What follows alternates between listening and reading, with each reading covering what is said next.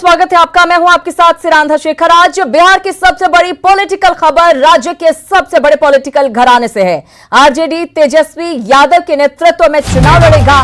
इसको लेकर तेजस्वी यादव लंबे समय से तैयारी भी कर रहे हैं, लेकिन लोकसभा चुनाव 2019 की तरह ही तेज प्रताप यादव विधानसभा चुनाव के ठीक पहले एक्टिव नजर आ रहे हैं। तेज प्रताप यादव ने इस बार विधानसभा चुनाव में छात्र आरजेडी से जुड़े लोगों को चुनाव लड़ाने की मांग की है। तेज प्रताप की ये मांग तेजस्वी की मुश्किलें बढ़ा सकती है, क्योंकि तेजस्वी सहयोगियों से गठबंधन और उम्मीदवारों के चयन को लेकर खास रणनीति बना रहे हैं। ऐसे में तेज प्रताप की मांग उनकी मुश्किलें एक बार फिर से बढ़ा सकती है, क्योंकि लोकसभा चुनाव के दौरान तेज प्रताप की अलग राह ने पार्टी को बहुत ही मुश्किल में डाल दिया था।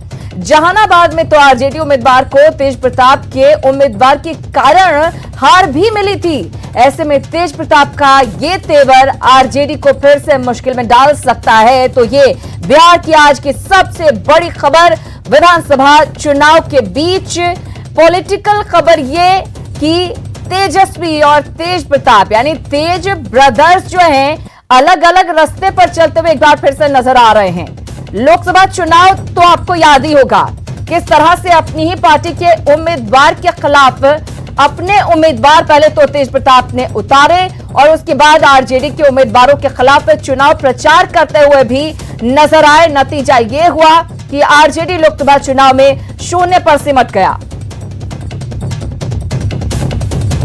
आपको बता दें कि तेज प्रताप अपने समर्थकों को चुनाव में टिकट दिलाने की तैयारी में हैं और इसके लिए उन्होंने कल पटना में छात्र आरजेडी की बैठक की। ये बैठक पार्टी से अलग थी। इसी बैठक के बाद तेज प्रताप ने कहा कि छात्र आरजेडी से जुड़े वैसे नेताओं को पार्टी का टिकट दिया जाएगा जिनकी उम्र 25 साल से ज्यादा है और इसके लिए वो रांची जाकर लालू प्रसाद से बात भी करेंगे। कि टिकट जिस तरीके से जो चुनाव का जो टिकट का जो चल रहा है माहौल, तो उसमें जो जिनका एज है लड़कों का, जिनका 25 है और जो इच्छुक हैं चुनाव लड़ने के लिए, तो उनको भी हम उसमें कि छात्रों को भी चुनाव लड़ाया जाए और ये डिमांड हम रखने का काम करेंगे राष्ट्रीय अध्यक्ष जी से और तेजस्वी जी से। सहयोगी हमारे साथ पटना से जुड़े हुए हैं, उनसे ज्यादा बातचीत करेंगे और अंदर खाने अब क्या कुछ होगा ये भी जानने की कोशिश करेंगे। रवि एस नारायण और अमित कुमार हमारे साथ जुड़े हुए हैं। रवि, आपसे ही सबसे पहले जानना चाहूंगी, लोकसभा चुनाव शायद किसी के जहन से नहीं गया होगा, उसके पहले किस तरह से तैयारियां की जा रही थी और जैसे जैसे लोकसभा चुनाव पास आता गया तस्वीरें बिल्कुल अलग होती गई और नतीजा ये हुआ कि आरजेडी शून्य पर सिमट गया और कुछ इसी तरह की तस्वीर इस बार भी बनती हुई नजर आ रही है। तेज प्रताप तेजस्वी के लिए मुश्किलें खड़ी करते हुए नजर आ रहे हैं।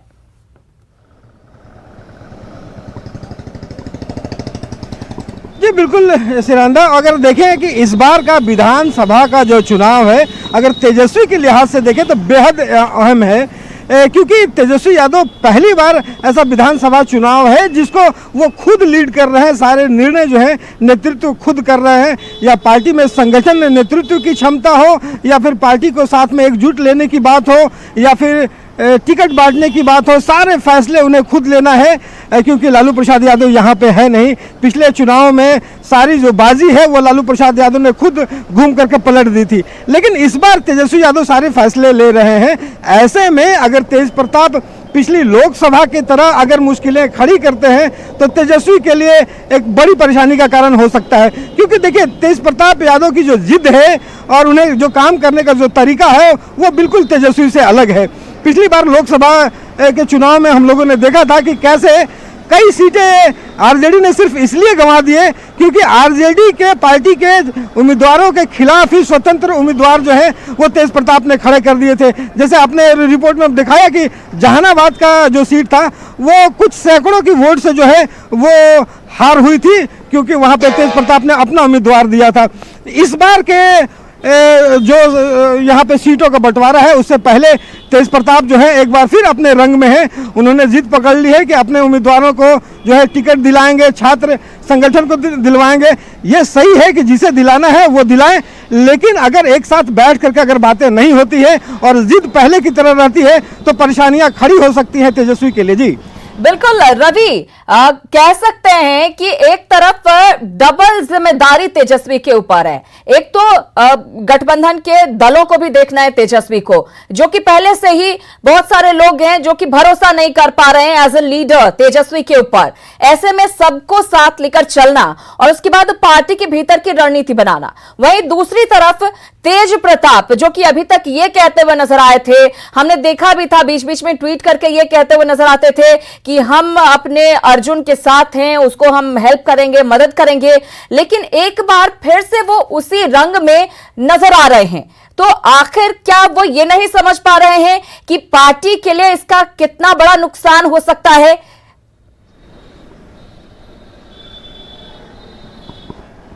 बिल्कुल, देखिए तेजस्वी के लिए मुश्किल की घड़ी निश्चित आ जाएगी अगर तेज प्रताप को अगर बढ़िया से संभाला नहीं जाए और आपस में बैठ करके अगर सब कुछ सही ढंग से नहीं किया जाए। क्योंकि देखिए एक अभी जो हालात हैं, एक तरफ आपने देखा है कि चुनाव से ठीक पहले आरजेडी के कई नेता जो हैं वो पाला बदल करके जदयू में शामिल हो गए। लगातार नेताओं की जो है वो पार्टी छोड़ने का सिलसिला जारी है। उन्हें संभालना है, पार्टी की रणनीतियां बनानी है, कौन उम्मीदवार कहां से खड़े होंगे, जातीय जो समीकरण है वो सीटों को लेकर के वो बैठाने में लगे हैं। ऐसे में अगर परिवार के तरफ से खुद यहाँ पे अगर द्वंद्व शुरू होगा तो उनके लिए मुश्किलें ज़रूर बढ़ जाएंगी। एक तरफ तेज प्रताप यादव ज़रूर कहते हैं कि हमारे अर्जुन हैं, उनके साथ हम काम करेंगे, लेकिन सीटों का जब बंटवारे की बात आती जब है, सीटों की बात आती है तो तेज प्रताप को लगता है कि उनकी सुनी जाए, उनके हिसाब से उम्मीदवार फाइनल किए जाएं, और ऐसे में वो एक बार फिर से पार्टी का, गठबंधन का नुकसान करने की ओर बढ़ते नजर आ रहे हैं। बहुत धन्यवाद रवि इस जानकारी के लिए। लेकिन अब देखने वाली बात यही होगी कि आगे किस तरह की तस्वीर देखने को मिलती है। तेज प्रताप की ओर से छात्र आरजेडी के नेताओं के लिए सीट मांगने के मुद्दे पर बीजेपी और जेडीयू के नेताओं ने निशाना साधा है। इनका कहना है कि दोनों भाइयों के बीच सब ठीक नहीं चल रहा है। आरजेडी में सीटों की बोली लग रही है, इसमें तेज प्रताप भी हिस्सा चाह रहे हैं। हालांकि आरजेडी ने दोनों भाइयों के बीच किसी तरह के विवाद को खारिज किया है। कि अगर इस बार वो फिर कुछ ऐसा कर दें तो बहुत हैरत नहीं होनी चाहिए। 2019 के लोकसभा चुनाव में कई सीटों पर उन्होंने समानांतर उम्मीदवार खड़े किए। पार्टी की पिछली बैठकों में उनकी भूमिका को लेकर के कई सवाल भी खड़े हुए। दोनों भाइयों के बीच रिश्ते सहज नहीं है। तेजस्वी यादव भले मेहनत कर रहे हो, लेकिन तेजस्वी यादव की पूरी राजनीति पर बट्टा लगाने के लिए और उसका बंटाधार करने के लिए तेज प्रताप काफी है। और निश्चित तौर पर यह कोई आइडियोलॉजिकल कमिटमेंट तो है नहीं, ये अपने अपने वेस्टेड इंटरेस्ट हैं जिसको ये लोग चुनाव में प्रोपोगेट करते हैं। तो देने की जहां तक बात है तो सारी चीजों पर अंतिम निर्णय उन्होंने ये कहा है कि आदरणीय लालू प्रसाद जी से, श्री तेजस्वी जी से बात करके तो सब लोग जब नेतृत्व तय करेगा, अंतिम मुहर लगाएगा, तो उसमें सभी पक्षों पर ध्यान रखा जाएगा। तो जहां एक तरफ एनडीए का कुनबा बड़ा हो रहा है, मजबूती का दावा किया जा रहा है, वहीं जैसे जैसे चुनाव नजदीक आ रहा है महागठबंधन के भीतर से खबरें ठीक नहीं आ रही हैं, आरजेडी के भीतर से खबरें ठीक नहीं आ रही हैं। चलिए आगे बढ़ते हैं। आरएलएसपी ने बिहार की 48 सीटों पर दावेदारी ठोक दी है। पार्टी की ओर से बिहार प्रदेश आरजेडी अध्यक्ष जगदानंद सिंह को बंद लिफाफे में एक सूची सौंपी गई है, जिसमें पिछले चुनाव के दौरान पार्टी की ओर से लड़ी गई 23 सीटों के अलावा और 25 सीटों के नाम शामिल हैं। साथ ही इसमें पार्टी के कई दावेदारों के नाम भी शामिल हैं। हालांकि आरजेडी ने कहा है कि आरएलएसपी ने पिछली बार जिन 23 सीटों पर चुनाव लड़ा था वो सीटें उसे जरूर मिलेंगी, लेकिन वो कोई जिद ना करे। आरएलएसपी अध्यक्ष उपेंद्र कुशवाहा ने पिछले दिनों रांची में लालू प्रसाद से मुलाकात की थी, जिसमें लालू ने जीतने वाले उम्मीदवारों के नाम उनसे मांगे थे। इसके बाद आरएलएसपी ने आरजेडी को ये सूची सौंपी है, जिसमें 48 उम्मीदवारों के नाम शामिल हैं।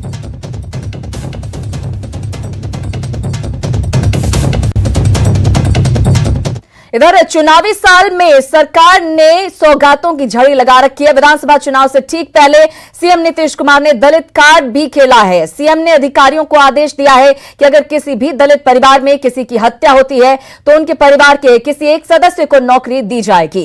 SC/ST अत्याचार निवारण अधिनियम के तहत सतर्कता मीटिंग में मुख्यमंत्री ने यह बड़ा निर्देश दिया है और अधिकारियों को इस बारे में जल्द नियम बनाने का आदेश भी दिया गया है। सीएम ने कहा कि SC/ST को मुख्य धारा से जोड़ने के लिए कई योजनाएं चलाई जा रही हैं और उनकी तरक्की के लिए दूसरी संभावनाओं पर भी विचार किया जाए।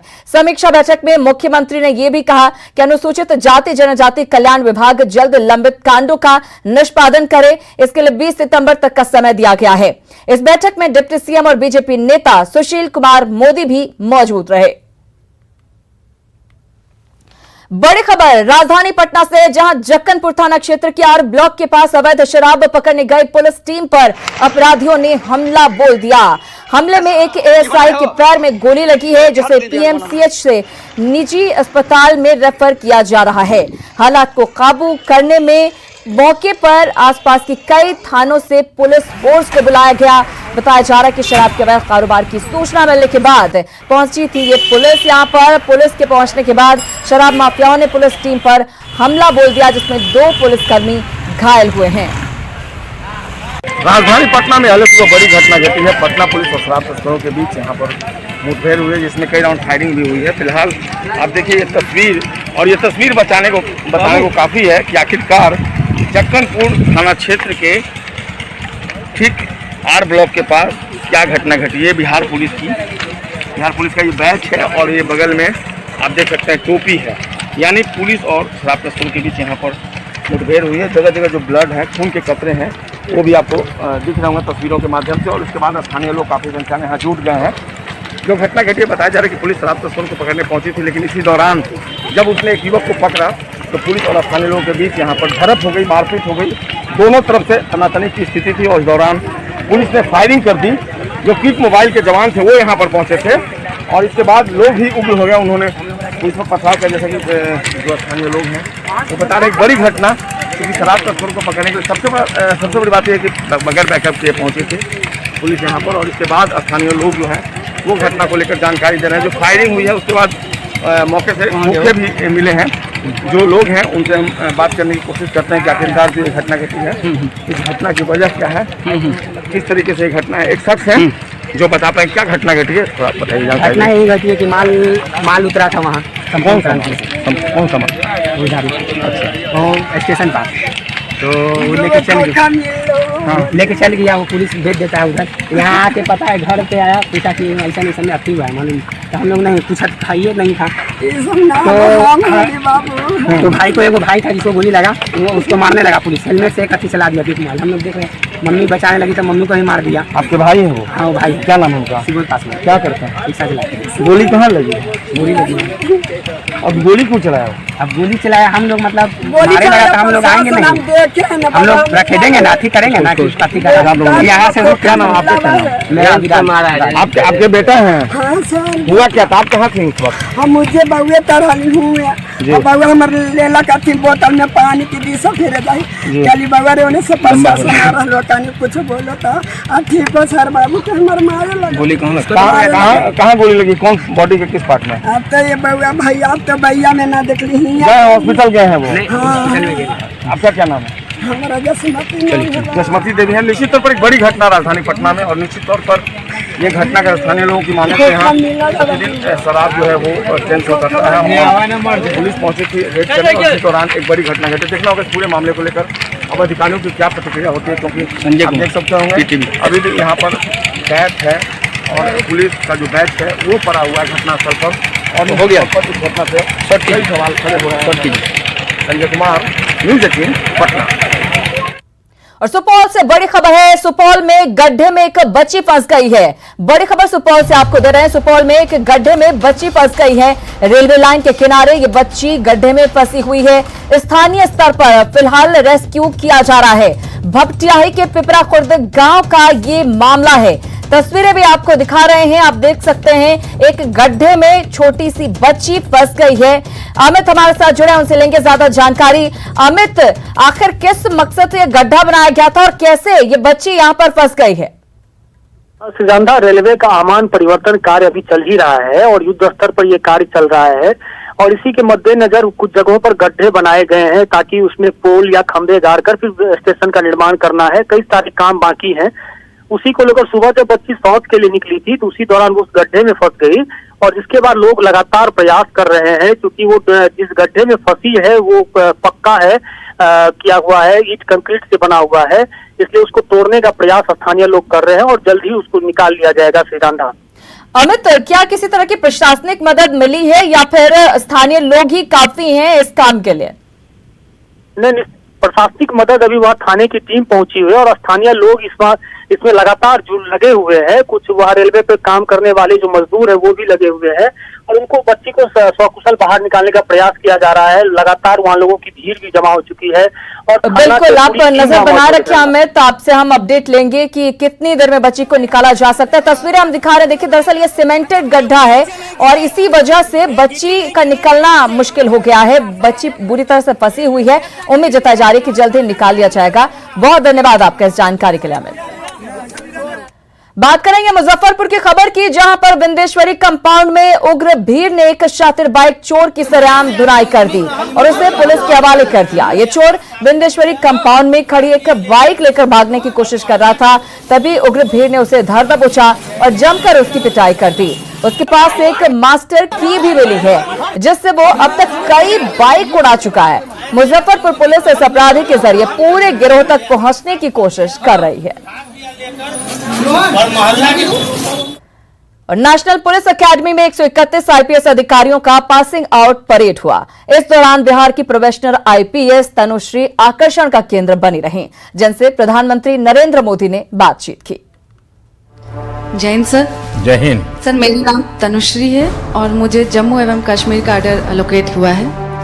प्रधानमंत्री को अपना परिचय देती ये है युवा आईपीएस अधिकारी तनुश्री। करते हुए पुलिस कैसे आतंकवादी गतिविधियों से लड़कर जो हैदराबाद स्थित नेशनल पुलिस एकेडमी के पास आउट उन 131 कैडेट्स में से एक है जो शुक्रवार को पास आउट परेड का हिस्सा बने। दरअसल इन युवा आईपीएस अफसरों को बेहद खास दिन के मुख्य अतिथि रहे प्रधानमंत्री नरेंद्र मोदी। खाकी के प्रति गर्व होना ये बहुत अनिवार्य है। खाकी से रौब नहीं, खाकी से गर्व होना चाहिए। खाकी के सम्मान को मैं कभी झुकने नहीं दूंगा। जितना भाव मेरे मन में तिरंगे के प्रति होता है वैसा ही भाव मेरे भीतर मेरे यूनिफॉर्म के लिए भी होना चाहिए। और ये आप देखिए इतनी बड़ी ताकत, तो मेरी आप सबको इस विषय में तो बहुत शुभकामनाएं रहेगी। प्रधानमंत्री ने युवा पुलिस अधिकारियों को शुभकामनाएं दी तो तनुश्री ने प्रधानमंत्री को पुलिसिंग से जुड़ा अनुभव साझा किया। तनुश्री की बातों को सुनने के बाद प्रधानमंत्री ने उनसे पूछा कि वो कहां की रहने वाली है, तो सुनिए तनुश्री ने क्या कहा। तनुश्री, आप मूल कहां से हैं? सर, मैं बिहार से हूँ सर। और पढ़ाई क्या हुई आपकी? सर, मैंने निफ्ट गांधीनगर से टेक्सटाइल डिजाइन में स्नातक किया। आप भी गुजरात में जाकर के आई हो? Yes sir. बिहार की बेटी तनुश्री ने जब बताया कि उन्होंने गांधीनगर से टेक्सटाइल डिजाइनिंग में स्नातक की डिग्री ली है, तो इस पर प्रधानमंत्री ने पूछा कि टेक्सटाइल और टेरर इन दोनों का एक साथ गुजारा कैसे करेंगे। तो तनुश्री ने जवाब दिया, जिस पर प्रधानमंत्री ने भी परिस्थितियों को दिलचस्प तरीके से समझाने की कोशिश की। तो ये टेक्सटाइल और टेरर कैसे गुजारा करोगी? सर, ट्रेनिंग अच्छी मिली है सर, कर लूंगी। देखिए, टेक्सटाइल में धागे जोड़ने होते हैं और टेरर में धागे होते हैं, तो बहुत ही अलग अलग पहलू के काम करने पड़ेंगे आपको। मेरी district practical training sir Srinagar में हुई थी। इंटेलिजेंस और फोर्सेस का यूज करते हुए पुलिस कैसे आतंकवादी गतिविधियों से लड़कर देश की सुरक्षा में कार्य कर रही है, इस बात का प्रत्यक्ष प्रमाण मुझे मिला देखने को। युवा आईपीएस अधिकारियों से संवाद में प्रधानमंत्री नरेंद्र मोदी ने सभी को बेहतर अफसर बनकर देश सेवा की शुभकामनाएं दी। इस संवाद कार्यक्रम के केंद्र में रही तनुश्री, जिनके बारे में भी जान लीजिए। जय हिंद सर। जय हिंद। जम्मू कश्मीर कैडर की आईपीएस अधिकारी है तनुश्री। बिहार के जमुई जिले के झाझा पिपराडी गांव की रहने वाली है। गांधीनगर से टेक्सटाइल डिजाइनिंग की पढ़ाई कर चुकी है। पिता सुबोध प्रसाद रिटायर्ड पुलिस अधिकारी हैं। तो ये हमारे लिए प्राथमिक। Bureau report, news 18 network. Tanushree, आप मूल कहाँ से हैं? सर मैं बिहार से हूँ सर। और इसी के साथ इस बुलेटिन में इतना ही, लेकिन न्यूज 18 बिहार झारखंड पर खबरों का सिलसिला लगातार जारी है।